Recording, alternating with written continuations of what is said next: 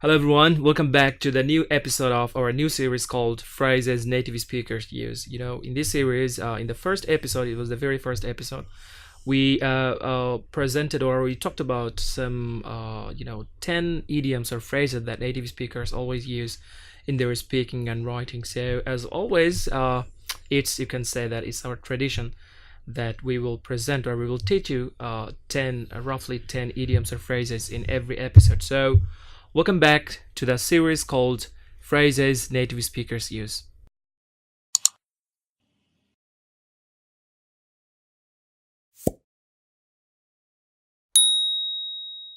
First one is good egg. Well, we are not going to buy or we're not going to talk about any eggs that come from chicken or some other birds, but it's all about a person who is trustworthy or generous, okay, and the person you can trust, the person who is reliable, the person you can talk about your secret or private things, okay.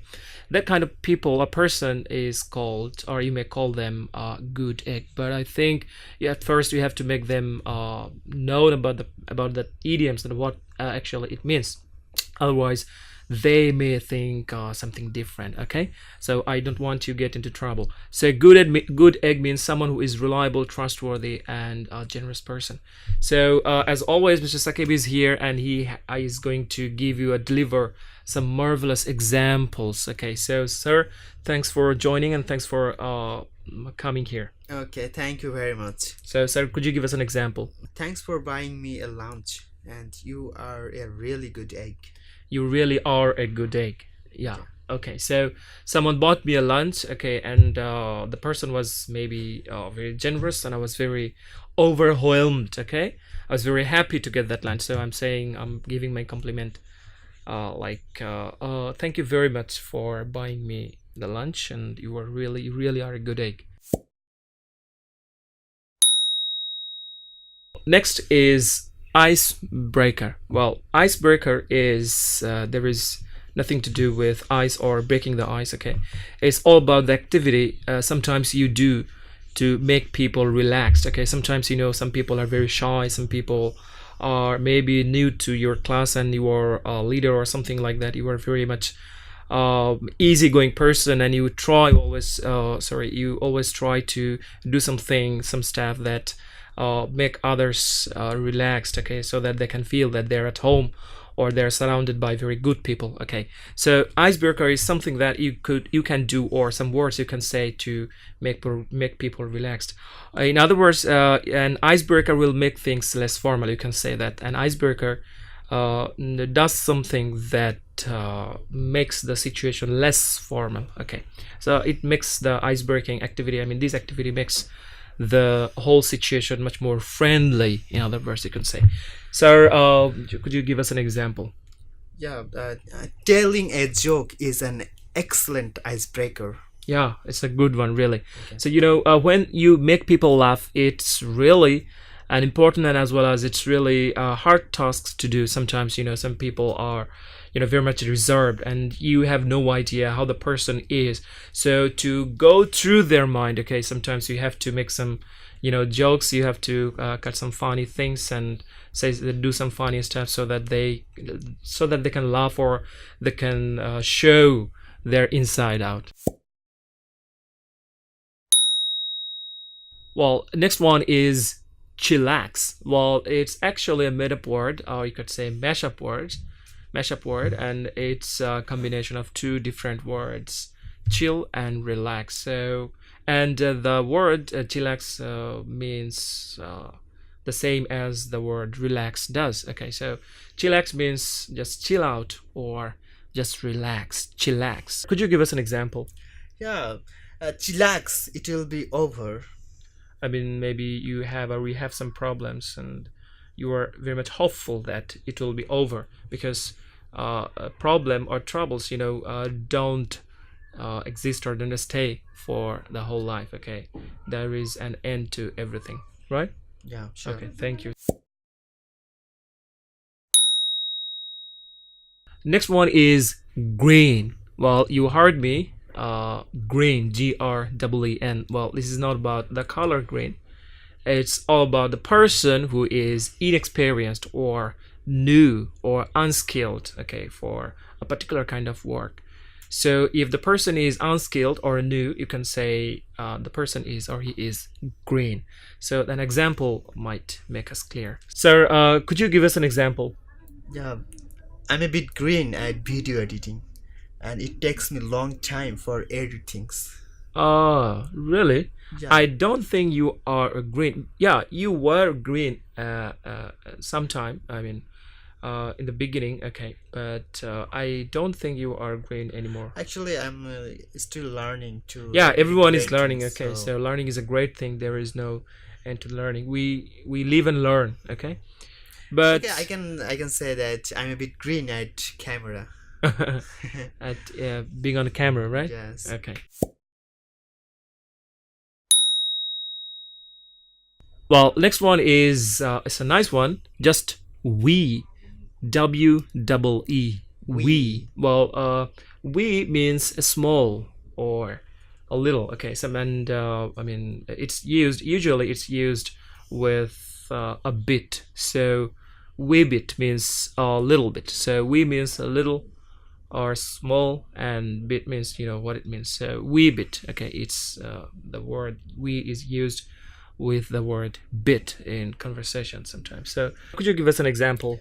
Yeah, I might be a wee bit late. Please just wait for me. I mean, you are, you want me to wait for you because for some reason you might be a wee bit late, right? Wee bit late. Wee bit. A Wee bit. nice and excellent phrase. Okay, thank you.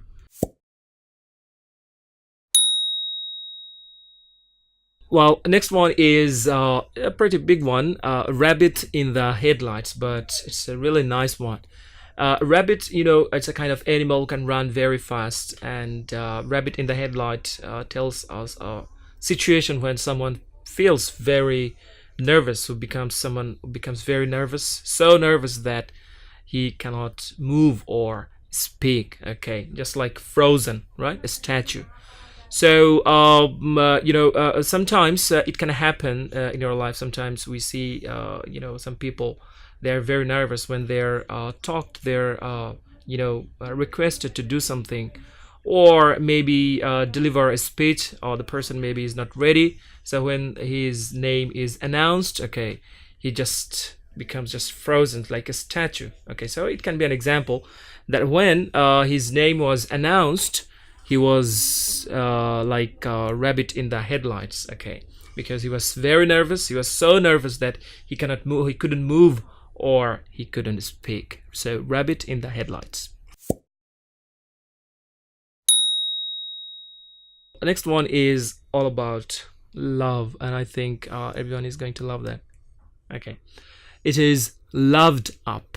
Well, loved up can be used to describe a couple who are very much in love, and not only that, they openly show their intimacy or affection in public, right? So I think some young couple do that thing. Do that. So could you give us an example? She is so loved up at that moment, and even she forgets to eat lunch. Really? Yeah, Is that much? she is so loved up. I mean, is it that much that That much, and she already forget to eat lunch forgot to eat forget. lunch? Yeah, so I think her husband is very lucky, or partner is very lucky, I yeah. think. And I also hope that you will have a situation when you will be called, that is, you are loved up. The next one is anorak. Well, a little bit unusual. Okay, I mean, you will not see many people use it, but it's really a nice one. And the word anorak is used to describe people who have an obsessive hobby, okay, about something that many people may not have interest in. Okay, so these kind of people are called anorak. So could you give us an example? Yes, he is totally unread, and he always stays in and watches Star Trek. Oh, yes, it's a classic TV series, Star Trek. Though I haven't watched that, but I have seen many people are talking about that, Star Trek. So Star Trek. yeah, many people may not like that TV series, but maybe because there are so many TV series, contemporary TV series, okay, are aired regularly. But somehow some people are glued to something specific, right? So the person who is anorak is always, attached to or involved or obsessed, okay, about that particular thing that other people might not have interest. Next one is tastic. Well, it's an informal term, and it's usually a suffix. Suffix is a part of word that comes at the end of a word to make a new meaning, right?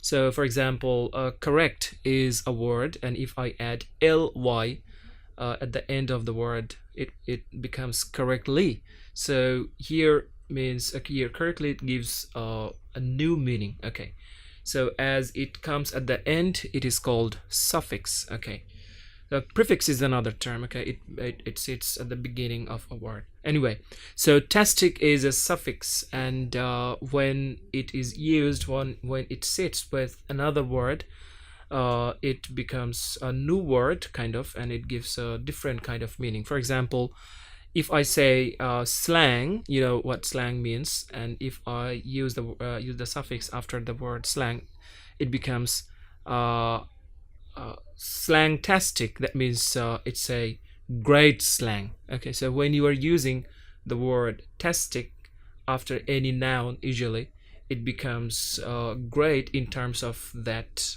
noun's meaning, right? So another example, it could be